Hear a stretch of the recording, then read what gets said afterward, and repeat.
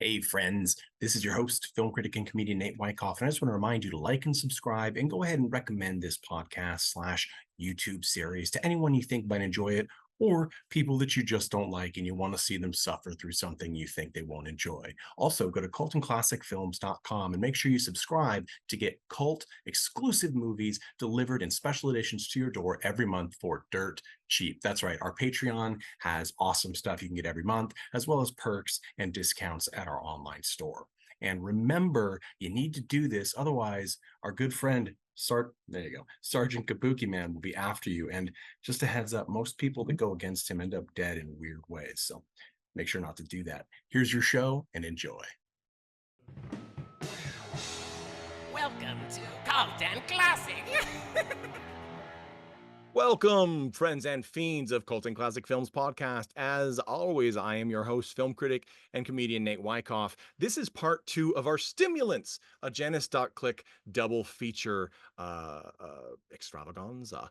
And last week we talked about 1997. Nope, not 1987. 2023 Squatch Junkies, which was JANICE.CLICK's first feature length that he did not write. He directed it. It was written by Slade Schalk. So go ahead and listen to that. We had lots of thoughts, some suggestions, some interpretations, and overall, we had some mixed reviews, but it's definitely worth a listen. And we had some recommendations and not. So that's always, sometimes those are usually those are my favorite films because it means that they have some sort of elements that are controversial. And to say that controversial describes this newest feature from JANICE.CLICK called SHREK CRACK. Yes, Shrek as in the ogre from the Dreamworks film franchise, SHREK CRACK. To say that it is controversial is almost a lie because it is so far beyond that, I think. And I've been really waiting to start this. This was a passion project for JANICE.CLICK, I know. And I would say this, I want Cult and Classic Films to release this movie in a collector's edition. Perhaps it'll happen someday. Our legal consultant about had an aneurysm over it, so I don't see it immediately. But go ahead, fans. Write to Mike Myers. I mean, Get I don't the see the official- issue. Mike Myers and Dreamworks approved the Yes. movie. It says so at the start. It does indeed. Shrek himself says so at the beginning of the movie, in addition that he is addicted to crack. So, if you were to see, I just want to ask this before we get into the actual film itself. I want each of you to tell me what you thought this movie might be about, and what the plot might be before you sat down to watch it. Greg, what did you think this movie might entail? Everything that came to pass in the film, I predicted. I was Nostradamus for this. I expected Shrek to be doing crack. It seemed more like the crack was made from Shrek, or it created Shrek. I don't know. Either way, I was like, there will be Shrek, a lot of Shrek, and there will be a lot of crack. And There was. There was a 50-50 good split. Yeah. Okay. I also wasn't. I wasn't sure. So, Tad, I'll give you my expectation after. Tad, when you saw this was Shrek Crack, and you saw the cover, which is sort of I don't know if you saw the cover at all, but it's sort of a Shrek. It's Shrek sort of holding some sort of like priestess. Is he blessing? Yeah, it looks like he's Yes. blessing some Creeping green on him. screen cutouts of the actors in the film. What did you think this movie might be, Tad? Okay. The simplest explanation is I figured this was going to be fish piss, except the fish would be Shrek and the piss would be crack. And I was sort of right, but I was not, I will get into this, but I was not prepared for the amount of just bonkers, happy-go-nuts bullshit that happened in this movie. So I was pleasantly surprised. Yeah. Okay. So diving so we talked last week about how Squatch Junkies in many ways was a restrained production. And sometimes that's helpful, sometimes it's not. SHREK Crack is the absolute antithesis, the complete opposite, the most extreme foil possible. It is batshit crazy. If you saw Fish Piss or Attack of the Scarecrow from Mars, you have no idea, because this movie, so the way I see it, so we've talked about JANICE.CLICK movies and shorts excessively, I think, at this point, because of our adoration. And they have this very beautiful color bleed, technicolor, overexposed VHS quality graininess. And it's a very distinct, you know, when you if you're like me, you go to estate sales or you through boxes of old photographs, you'll often see where there was light bleed in the camera, so you get these washes of red in the corner, things like that. That is hugely influential and present in JANICE.CLICK's productions. It's not that that's not here, but there are so many more risks. You think that that's really avant-garde, and in a way it is. But when you've done it for several movies, and there's been a lot of people copying your style at that point, then the true auteur's next step is to do something completely unexpected. That's what this is. There is actually a lot more clear photography. There are very planned shots of like creature in the background kind of shots. There is, of course, still this VHS degraded, overexposed graininess at times, but it itself is more restrained in favor of insane content. And it reminds me of Shinya Tsukamoto is one of my favorite filmmakers.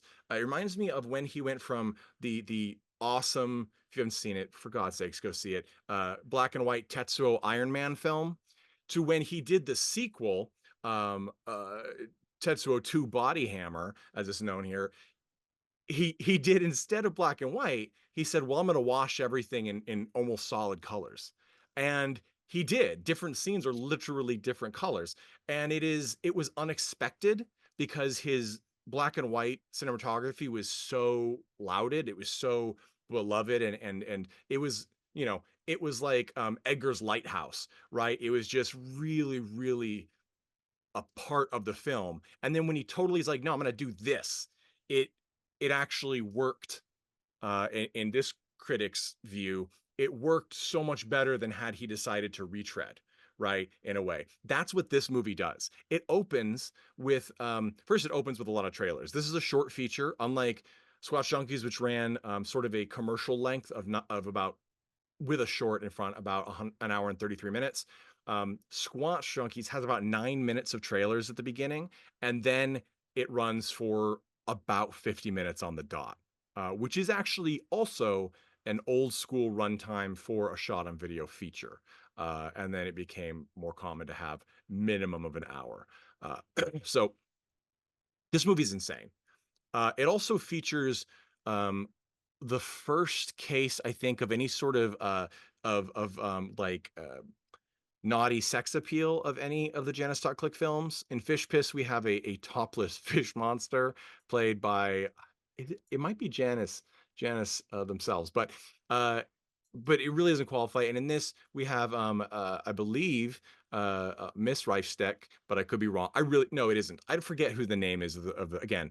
The credits mean nothing to me. I am so like paralyzed by what I've seen in these films. But we have Puss in Boots as a woman in sort of lingerie bondage gear, with a half cat mask and a tail, swishing with SHREK Crack, which is green crack, perhaps sea glass, I'm not sure, or green crack, I don't know, but delivering it to the gingerbread man, essentially, right?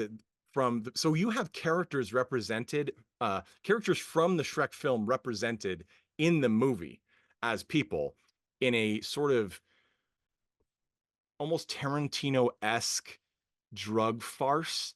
You have these four meth heads who want meth, and at least one of them, probably two or three of them, are obsessed with the mythic story of Shrek as Shrek originated, which is Shrekulus, the god who was worshipped in a land duopolis, something like that. And I made the mistake. I don't know if it's a mistake or a great thing of watching with. We got a review link of this, although we certainly have physical copies as well because you have to. I watched the auto-generated closed captioning for this movie, and some of the things that it tries to make sense of are absolutely brilliant. For example, in that opening scene where Puss in Boots is delivering SHREK crack to the gingerbread man in a garage, the gingerbread man reveals he doesn't have any money, but he's good for it, and he really wants that crack. And she's like, "Screw off." She turns to leave. He grabs her, and she scratches. It's like a slap, but scratches his face. And so she leaves, and he's screaming with blood dripping down his face, like "SHREK crack!" And it pans close into his mouth, where he's essentially, while he's yelling, gargling this fake blood. And the closed captioning read the gargling scream as laughter, so it just says intense laughter through the whole end of the scene. I recommend watching these with AI closed captions. They really add something magical to this. So It was Janice, actually captioning you, Nate, as you watched the scene. very very possibly. This is so. The plot is that there is this belief by some of these meth heads that the smoking SHREK crack will bring about the divine Shrek, or put you in contact with this benign deity Shrekulise. But what also happens is that it turns out there was a mistranslation, and Shrekulise is actually a demon of some kind. So smoking this crack causes the demon to come and murder you. And so there's A this classic. epidemic. Yeah, totally. I mean, it's basically it follows the plot of DreamWorks Shrek. And it is, but no, it's crazy and it's great. And it actually has it has exactly what I want from a Janice film times 10. Because we get these crazy interludes, like Fish Piss, we have a musical interlude in the middle of "Do You Know the Muffin Man?" that is just this nightmarish, like, dungeon crawl of an EDM song around "Do You Know the Muffin Man?" while this hooded figure is holding a VHS. I think, no, it's a DVD copy in this case of Shrek. While, like, does he have a knife in the other hand? I'm trying to even remember what is in the other hand. It's just bonkers. And it's beautiful. And it has more to do with setting the tone of the feature than it has anything to do with the plot. That's the kind of thing that I expect and yearn for in Janice's crazy experimental art house realm. There is a story. This one, I actually hazard to say, has a clearer story than, except for Squatch Junkies, where there was a script by Slade Schalk. I think that SHREK Crack has the clearest story of any JANICE.CLICK movie, which is wild because it's so unhinged. Greg, what was your, so you expected Shrek doing crack? I kind of did too. Instead, you get this demon haunting, like rubbed the wrong genie lamp kind of situation with these insane interludes, wild visuals, etc. What was your, how did you take it? What did you think? What stuck out to you? I mean, I dug it. You know, it was what I wanted. I feel like Fish Piss is a tee up for this Okay. movie. Like, this feels like, okay, like, yeah, like, let's take this iconic thing. And they threw in some memes. But it didn't feel like it relied on that. It felt like it was Yeah. like, oh, like haha, like you think Shrek is love, Shrek is life is funny. Okay, well, like I got a movie for you, and like Right. It's right. yeah, It's onions though. It's really about the onions. yeah. There's layers. The onions they drive off the demon. Um I don't know if either of you are super familiar with this. On YouTube, there's this guy, Neil. I'm trying to say his last name, Neil Reason. Oh. Sarega. Sisariga? Yeah, Yes. thank you. Yes, very much so. He has a video called Mouth, all capitals, Mouth. Look that up. Watch that. If you wish that was a feature length film, because it's maybe 3 minutes. This is it. This is like if yeah. Just go and watch that and you'll see exactly what I'm talking about. But I thought Shrek was really fun. It felt very Janice.CLICK. I don't know. It was No one just, else could make this movie. I mean, yeah, and that's like, Absolutely not. that's and the core to me. I feel like every JANICE.CLICK film boils down. Here's how it's written. It's basically we have a title, and in this it's Shrek Crack, and you have just incoherent, something happening on screen. Someone screams Shrek Crack, and then you repeat that for however long the movie goes. And this, Squatch Junkies and this both had the title said at one point. Shrek Crack probably had it said A I million think, times. yeah, a million times. And like I don't know if that's the magic sauce, but I think it kind of was for this because I was like, yeah, like that's what I wanted. I wanted this to feel crazy. And as always, I do have to give a shout out to the FBI warning at the very beginning. Fuck you. That is, I've shared that with a multitude of friends who, no context. They don't know what I'm bringing it from, and they're like, that's hilarious. And I sent one of my friends who I thought might actually enjoy JANICE.CLICK. I'm like, it's from like here, this is what you need to to look into. Yeah, spread Yeah. the gospel. Okay, Tad, what were your thoughts as you were watching this? What stuck out to you? What is this to you? You set it up for me perfectly. They had a gimmick, right? The whole VHS, the bleeding colors and all that, that was kind of initially the gimmick that we kind of got with their movies. And this movie proved to me that they weren't just going to ride on the gimmick. This shows me that these guys are very talented and clearly know how to actually make an entertaining film and come up with new, like, it's like you can only work the same angle so many times and you're like, I have to come up with something new. This showed me that they are willing to adapt, because I was actually impressed at how much, not only how much um what you were saying, it was, what was the term you used, filming in the clear or something like that. Um, There wasn't a whole lot of filter on it oh yeah, I in mean some scenes. it's clear. Like it looks Right. like it's much closer to a contemporary look. Right. But I was taken aback by how much, I don't even know what they did, but I don't know if they used Blender or anything, but there was CGI in this film. There was CGI moments, and not only that, Yes. it wasn't just to fill in something, because that's what modern films do now, is instead of doing something practically or doing something more creative, they just fill it in with CGI. It's literally filler. It's there's no substance to it. This, every time, literally every time it came on screen, I was enthralled because it was doing something. It's Mhm. kind of like watching old, like, liquid television, Yes, where you're like, I I don't literally thought understand what's MTV's going Liquid on. Television at one point. But also just this, you know what this reminds me of, Nate, is that this movie was a hair away from actually becoming like a triad film, like a Chinese like drug deal kung fu Right. movie. Yeah, I There can see was that. no kung fu in this movie, but if they wanted to, this actually could have ended up accidentally like a martial arts drug film, because that scene where I think it's a pheasant, because it's Yeah, not a chicken, it looks like a a stuffed stuffed pheasant of some pheasant, kind. and the pheasant just shoots. It's like, It what's is that?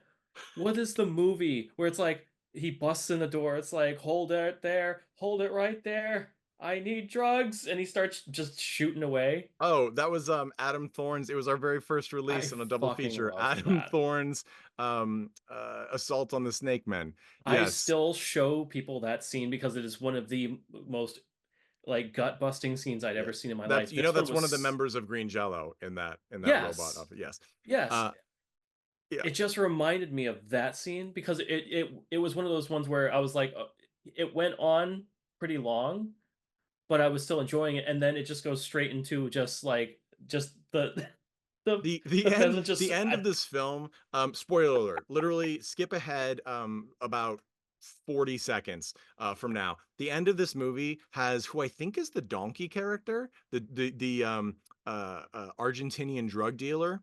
I thought that was Lord Farquaad. I couldn't. it is I Lord couldn't. Farquaad, isn't it? The only Yeah. reason I thought donkey is because at one point he has this little head wrap of like two gray ear bunny, not even bunny, like bear ears. I don't know what, but he doesn't have it the whole time. But you're right, it probably is Lord Farquaad. But anyway, Which is why I got confused, thinking like he was grinding up Shrek to make crack, and I was like, "Is that what's going on?" And I'm like, "Oh no, never mind, never mind." yeah, he's got this very Tony Montoya like shtick, and he is killed by the pheasant, who one of the methed out characters is talking to occasionally. Actually, several different characters are talking to it at some point, and they just carry it around. You never see them carry it. It's just a mounted pheasant that's just standing. It's not in flight. It's not mounted on a wall. It's just mounted on a piece of wood as though it's just standing there. And the end comes about by the pheasant coming in and killing the dealer character, and then pulling out and then beating him with his beak, and then pulling out a gun, literally holding a gun in the most absurd obvious, like kablam. Yeah, this yeah. just utter Nickelodeon kablam circa 1993-ish moment. And it's beautiful. It reminded me, because it was such an insane moment, because you mentioned, Tad, how to you last episode McMurderer was more clearly in the comedy realm, and I was like, I think it's more clearly, oh no, you said horror, Yeah, I said comedy. And it certainly is both. This is this is by far the scariest JANICE.CLICK movie, and there are actually scary moments in this, and they're not jump scares. They are that true, like the shots of Shrek in the dark, just being present and looming, and he strangles a character, and then he's just like, his face changes between this gas mask to Shrek, and he's looming in the darkness, and the camera's doing that thing that we mentioned last week in Squatch Junkie that could have happened. The camera is providing the movement, and they're nightmarish moments. It is like a nightmare where you have these different elements coming up, these different genres, like you said, Tad, but I wouldn't even call this a genre mashup. It's a genre smoothie. Everything has been put in the blender and blended until it is no longer, they are not distinguishable from one another. it's They just are, green. it's just green. Exactly. And there's the clear callback to fish piss in the very beginning, when one of the one of the junkies is like, I am not gonna do the SHREK crack. It's green. We all know green's not good. And that's a callback to fish piss. And I loved that, because then it makes me think that this is all in the interconnected JANICE.CLICK-averse, right? And like the C reverse, it's all connected, and I love that.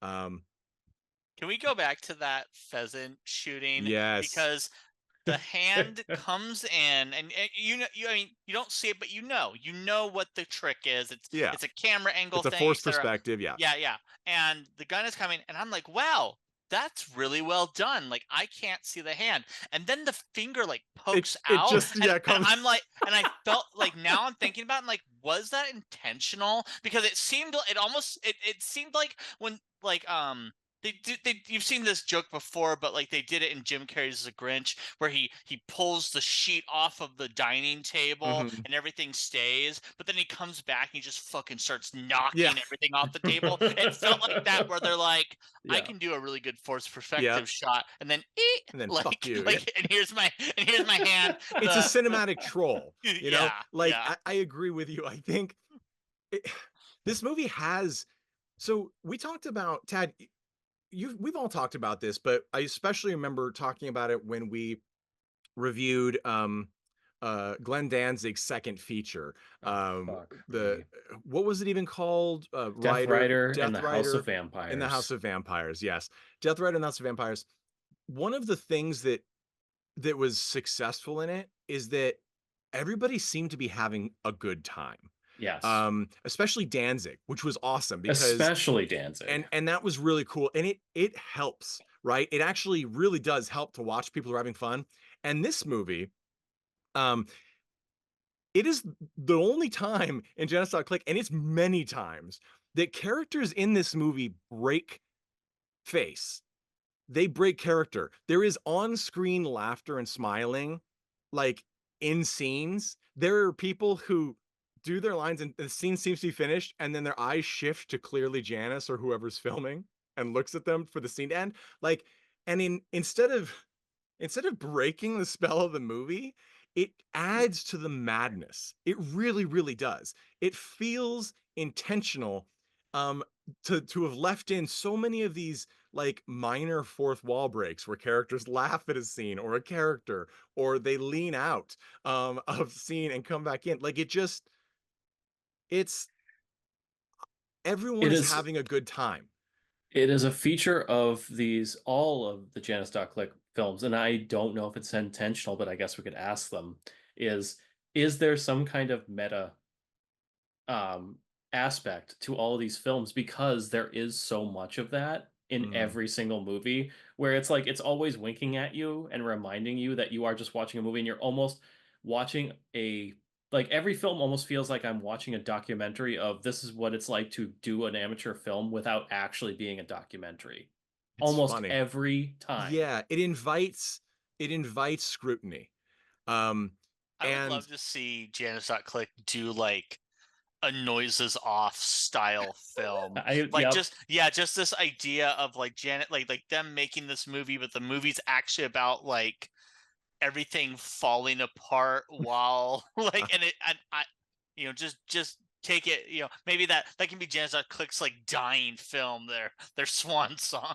well, don't curse them, because it is interesting. Not fully noises off, but a documentary is in progress. And you may, Fucking knew it. fans out there, you That's great. may see familiar faces from this podcast in that documentary. So we'll of course talk about it when it hits in the future. It is not near completion. But uh I I I fucking love this movie. This is my new favorite Janice film, because I feel like this in many ways is the most unadulterated Janice film. Um and it's unrestrained. And it's interesting because the Muffin Man segment was actually written by Justin Cottingham, who's a musician and also one of the filmmaker crew. And I believe um, uh, Justin was one of the filmmakers for Attack of the Killer Potatoes, which was a compilation anthology. It was a compilation anthology, including a short by Janice.Click, which one day we will have to cover. It has sections by Adam Riot Thorne, Janice.Click, Justin Cottingham, Joe Bryant, who many of these people have been in Janice films, and we've seen them on screen. So I'm trying to think if there's anything else I really want to talk about. I mean, there's so much in this movie that it requires more than one watch to even remember all of the content. No scene stays too long. It really doesn't, in my opinion.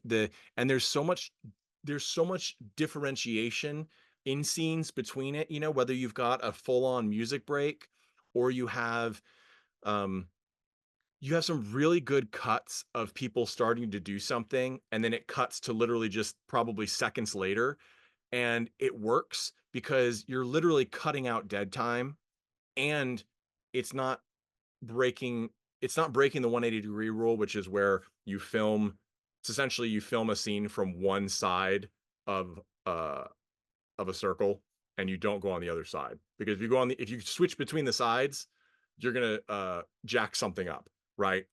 It disorients the viewer. It's been done effectively, intentionally disorienting us, but no, every little piece, there's a lot of choices made in this movie.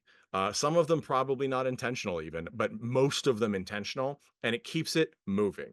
Fish Piss has this chunk or chunks in the center where it's footage from a TV channel essentially, and it has sort of commercial breaks. And this movie takes that a step further, and it has a few at smaller sections in really random intervals, it seems, throughout the film. I'd be curious to actually look at the full runtime and see when each occurs, because it seems random, but it felt well spaced. Uh, it wasn't top heavy or bottom heavy or center heavy in these little sort of asides, these weird things that add flavor rather than the story. You know, I wonder how you two feel about this. I feel like Shrek Crack is like it's maybe it's special sauce, it's magic, whatever, is just the association with Shrek. I feel like that makes it a great film, because not because that like intrinsically has some value, but it's a buoy. If every Janice.CLICK film is jumping into a hurricane in the ocean, this one they throw you at this buoy where at any given time when you're like, I don't know what the fuck is going on, you're like, oh right, it's Shrek. It's about Shrek the ogre. It's not, but like you have Yeah. kind of this mental tether to keep you That's so together. funny you say that, because you're right. It's not not that it's using Shrek, that it's based in any way on Shrek. It's that it's using Shrek and then not using it at all in any recognizable form.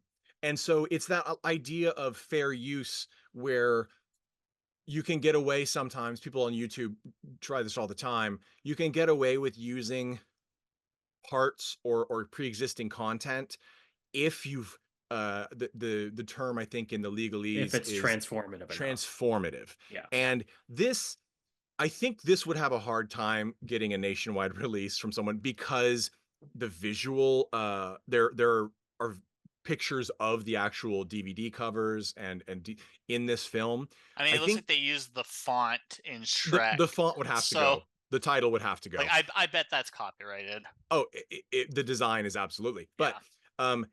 in every other way, it is so dramatically different. It does not use it is, in fact, it uses the themes. It says it uses the themes and doesn't. And that's, I think, what is sort of the brilliance of what you said as the tether.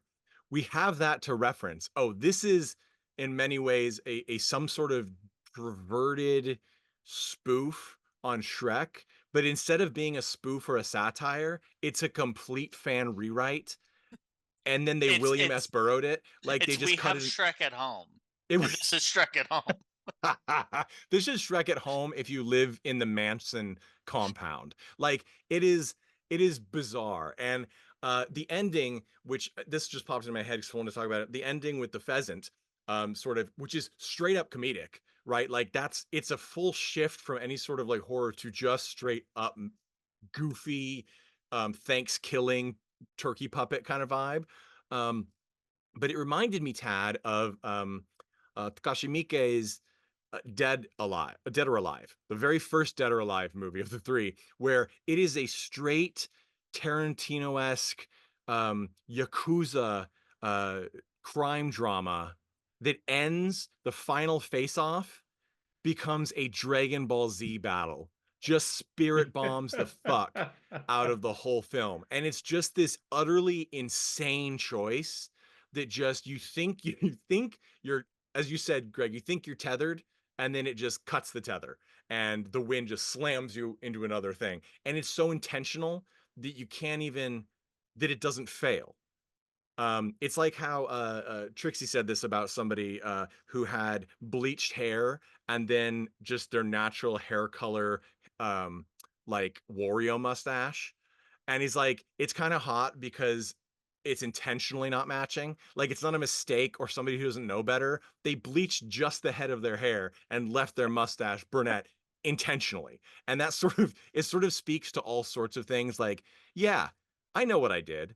Like, yes, this is intentional. Nothing you saw here was a mistake. And it gives you, as a viewer, you're like, that's balls. Like that is, I see this in a whole new light. If it's intentional, then what am I supposed to read into this? As opposed to watching a movie that you're like, I love this because it's so inept that it's funny. That's not what this is. You know, And it, I'll you know, toot Janice.CLICK's horn from a different direction and say I think them and their team, they have something. And, Yeah. and whether or not stuff is intentional, they have that, you know, you have it or you don't. Right. And I think that I could have this, I could have everything from this movie and give it to someone else, and it would be a piece of shit. Not necessarily because they're bad at it. It's just it's not the same. You can't recreate it. You know, this is something that, and please, I guess if you want to steal this out there, that's fine. And I probably inadvertently stole it from somebody else, but it's something that I'd like. And if you all would like to see it, write us, info@cultandclassicfilms.com, or on our Instagram at cultandclassicfilms.com, Facebook, YouTube, .com/ at cultandclassicfilms. I would love to have a short film script, and they can be filmed without any expensive things, and send it to several different filmmakers to do what they will with it, and make a film from that script and see what they are. So if you would like us to take one short film script and then have 3 filmmakers do it in their own takes, they can do whatever they want with it, and then put it as a feature, those 3 films. I think that would be fascinating, because we often get anthologies with a theme. In fact, we here at Cult and Classic Films have one that has unfortunately been much delayed, but is almost ready to go out there. Dunwich Journal's a Lovecraft anthology. And it sounds like I'm plugging us a lot, and I am. Go to cultandclassicfilms.com. But one that tries something so with the potential to retread material sounds risky, but when you give filmmakers full control of a project where they don't feel tethered, kind of what we talked about with Squatch Junkies. And again, this is all speculation, but you will get individualized products that you will watch regardless of them being based on the same content or having the same dialogue or general plot.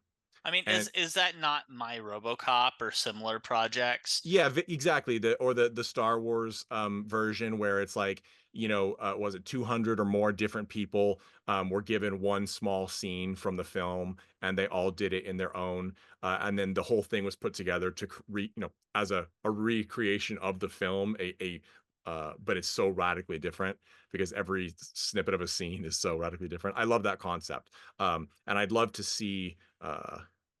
Fuck it, we're gonna do it. You can write in to tell me if you'd like it, but that's what, you can if you want, but you don't have to. I'm gonna do it.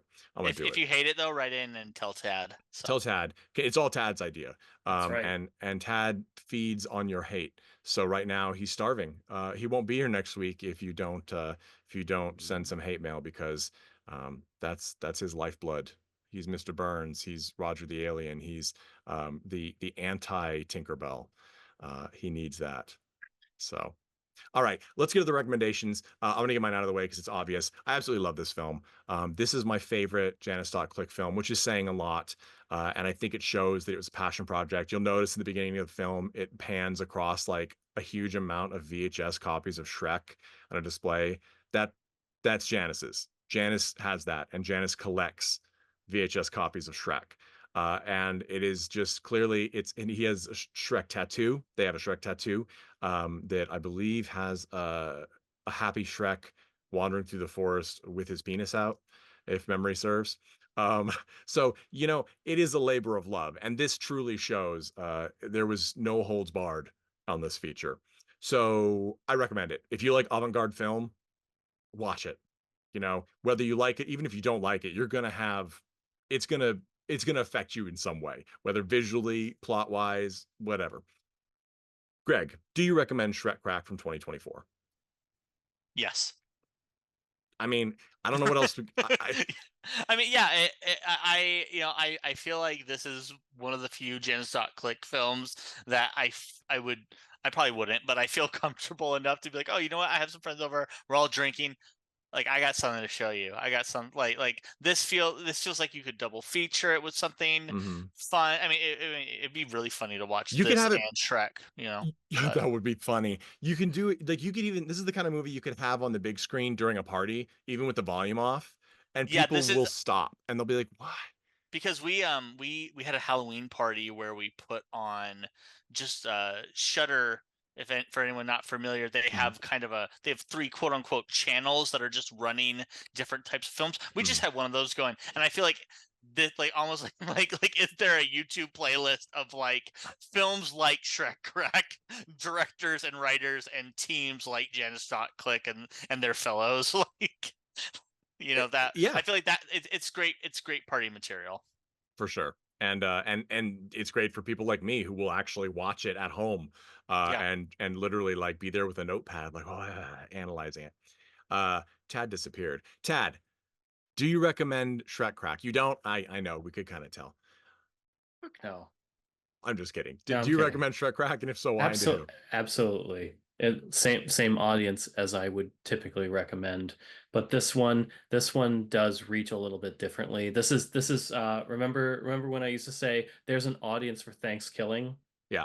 And that's like just right outside of the I like weird amateur films straight into like I like the next Ring straight Yeah. out that. This is penetrating into that realm. This is we often say like cult film, like Rocky Horror is cult film, right? But this is true outre film, right? This is outsider film, I think is really the better term to describe where Janice has gone, and always been at the edge, sort of always on the periphery. This is now true outsider film. It doesn't even follow recommended copyright concerns. It is like, this is art, here we are. And in that way, it has much more of the sensibilities of an actual like representational art gallery show, right? Because if you were to paint a picture of Shrek in a different context and you have the argument that you're making an artistic statement, then that is going to be much harder for anybody to make a copyright claim against. Because again, it's easier to conceptualize the transformative concept. That's closer to what this is than any sort of like spoof of Shrek. It's not. There are elements that they did that funny, like, you know, like the assless chap style cat, Puss in Boots, right? The Shrek Crack addicted gingerbread man, the drug dealing Lord Farquaad donkey or donkey Farquaad. And Well, I mean, to bring it all full circle, this film was commissioned by DreamWorks and it's approved of by that Mike is Myers. we So have it from Mike Myers, certainly not AI, voice in the opening of this movie, that Mike Myers and DreamWorks both have given the blessing and have given $5 million for the movie to be made. So which I it think shows. yes, and I think it. Yeah, I think it. I mean, this isn't the Shrek 5 that we're going to get, but this is the Shrek 5 that we deserve. Um, Absolutely. and I'm very excited. And for those of you who didn't know, yes, Shrek 5 is entering pre-production. So thank you all. I'm Nate Wyckoff here with Tad Mastroianni and Greg Johnson signing off. Please go to cultandclassicfilms.com. Check out all our movies for sale. They're exclusive to us. We give you collector's editions if you want them, and standard editions on high definition Blu-ray. You support the filmmakers when you buy them. Money for every single sale goes directly to them. They don't get a chunk right away. They get it when you buy the movie. So check it out. Subscribe at patreon.com/cultandclassicfilms to get those exclusive movies delivered to you at a cheap monthly fee of either $10 a month or $12.50 a month. Check it out. And that includes shipping, y'all. So thank you so much. Play us out as the Chud. And if you have any questions, recommendations, requests, hate mail, whatever you want, send it to us at info@cultandclassicfilms.com. I love that Greg did the if you're watching on video, the like go push the link down there, and I don't include a link. There's no link. Oh, no, I was pointing at Tad. I was like, send all the bullshit to Oh, Tad. it's so funny because on my screen he's above you and to my Oh, left, so it changes it up. So I think we should just I'm pushing then on your screen. I'm pushing the leave the call button. you are. We're just doing like an absolutely dysfunctional version of the three Spider-Men pointing at each other. All right. Thank you all. We'll catch you next week with a brand new episode. And remember, you can drive the pod. Recommend something, request something, send us your movie, whatever you want. Bye.